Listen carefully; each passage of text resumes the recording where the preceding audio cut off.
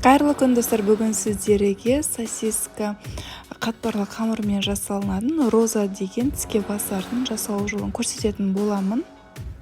Дастарханға қойсаңыздар ерекше көрінеді.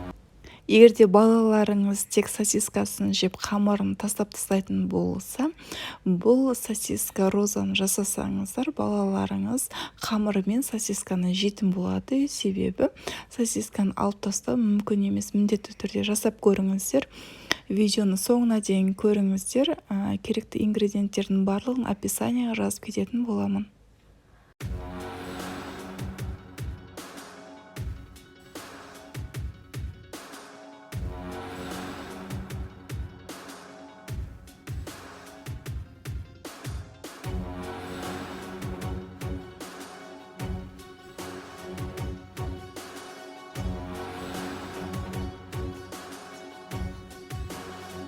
Бізге керекті заттар шпажка, кунжут міндетті емес, қалауларыңызбен әдемі көріну үшін сосиска, жұмыртқаның сары уызы, бетіне жаққанға, қамырдың ашытқа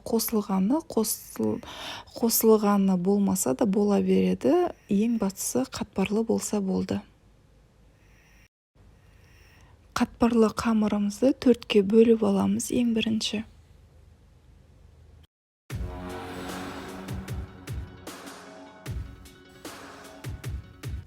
сосискаларымызды ұзыннан 3-ке бөлеміз. 3-ке бөлінген сосискамыздың ортасын бір-бір бөлеміз. Барлық сосискаларды дәл видеодағындай мен айтқандай турап шығамыз. 4-ке бөлген қамырымыздың бір бөлігін алып жаямыз. Бұны оқтаумен үстінен 2 рет қана басып шықсаңыздар болды. Қатты жұқа қылып жаюға болмайды. Қатты қылып жұқа қылып жайсаңыздар, қамырларыңыз күйіп кетеді. Қатпарлығы қатты қызарып, әдемі көрінбейтін болады. Егер де қалыңырақ болса, ортасы піспей қалады. Орташа қылып жайып, осы кесілген қамырымызды 3-ке бөліп аламыз. Бөліп алғаннан кейін бір қамырымыздың үстіне 2 штук сосисканы қойып, дөңгелетіп ораймыз. Тура видеодағындай жасаймыз барлығын.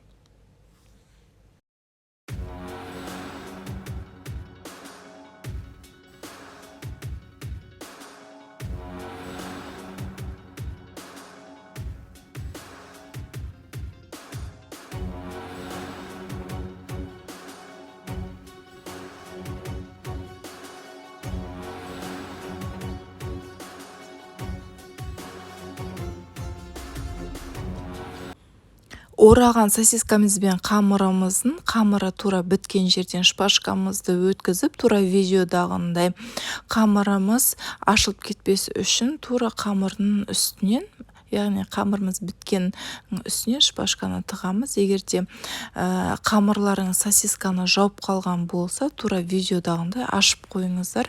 Піскен кезде әдемі көрінетін болады. Тура жаңа видеодағы көрсеткенімдей қамырдың үстіне сосиска қоясыздар, орайсыздар. Ораған сосиска мен қамырларыңызды шпажкамен өткізіп, бір шпажкаға 3 осылай оралған қамыр мен сосисканы тізіп қоясыздар. 3-тен артық өткізудің қажеті жоқ, себебі біздің сосискаларымыз бен қамырымыз піседі, олар ісінеді.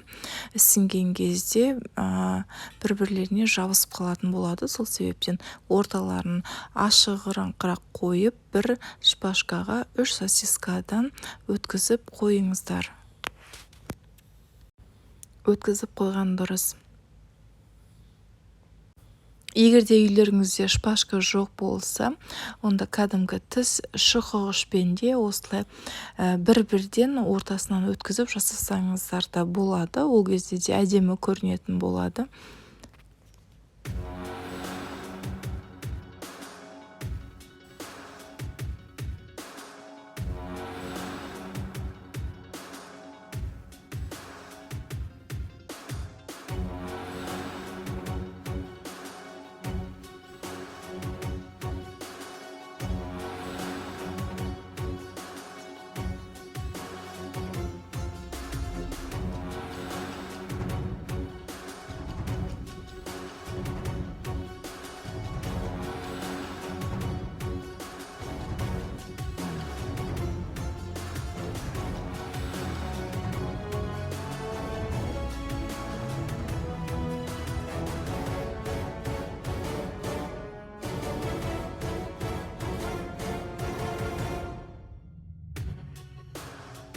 Пештің ыдысының үстіне пергаментімізді төсеп, пергаментіміздің үстіне сосиска розаларымызды қойып, бетіне сары жұмыртқамыздың сары уызын жағып, сары уызын жаққаннан кейін үстіне кунжутты сеуіп, қызып тұрған 250-280 градуста розаларымызды 10-15 минут пісіріп аламыз.